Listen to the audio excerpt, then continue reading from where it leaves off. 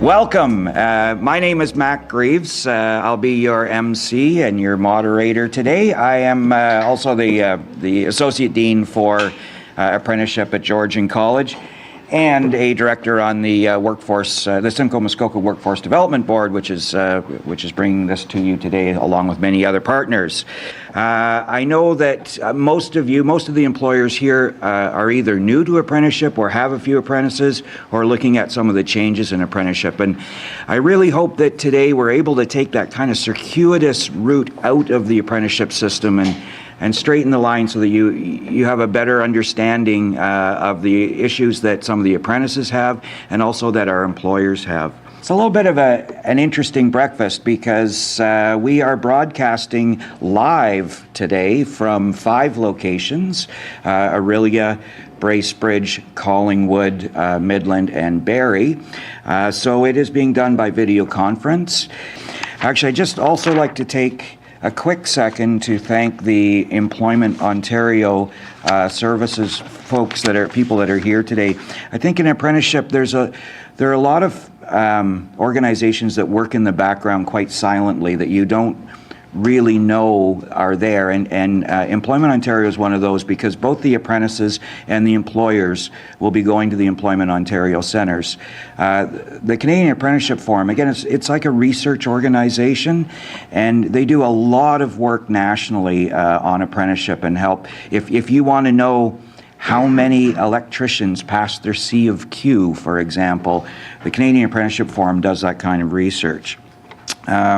So, just to change things up next we're going to throw on a video from Georgian College and PowerStream to just give you an idea of what apprenticeship can do.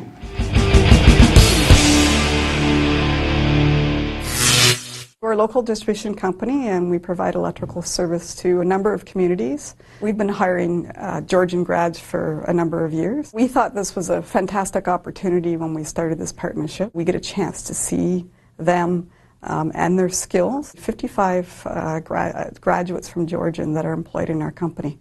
That's 10% of our workforce. When I was in high school, I wanted to work in automation with robotics and that sort of thing. With the electrical program, we do a co-op every other semester that we do a in-school semester. So you really get to go out in the field and see what you enjoy. There's a lot of teamwork and we get to serve so many people. I don't just go to a desk and stare at a computer, so I really enjoy my job for sure.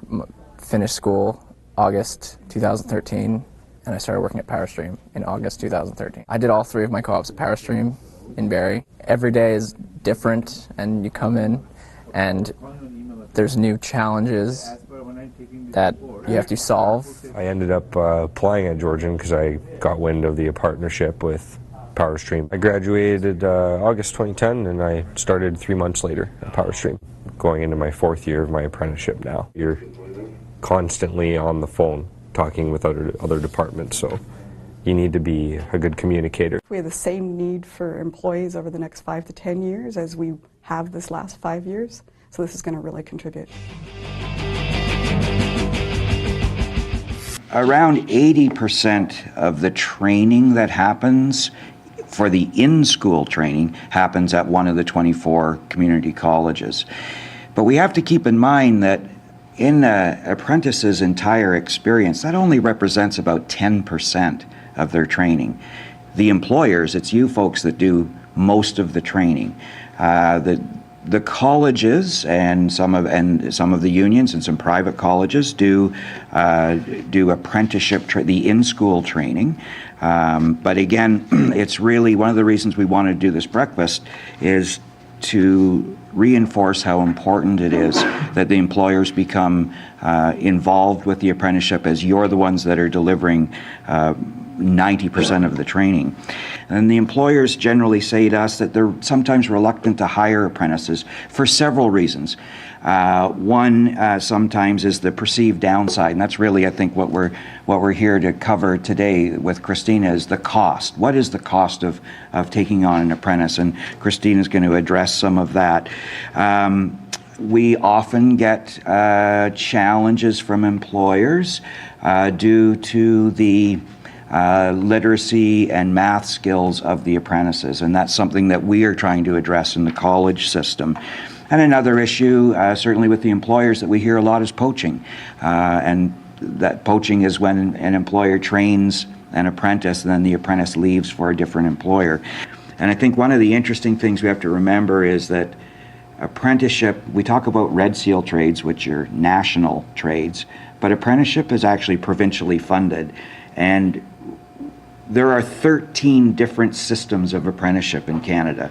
So every province and every region has a different way of delivering apprenticeship. And we're trying to harmonize some of that now because right now, for example, we have a lot of apprentices from out west coming back here. They're halfway through their apprenticeship system, and how does that jive with Ontario?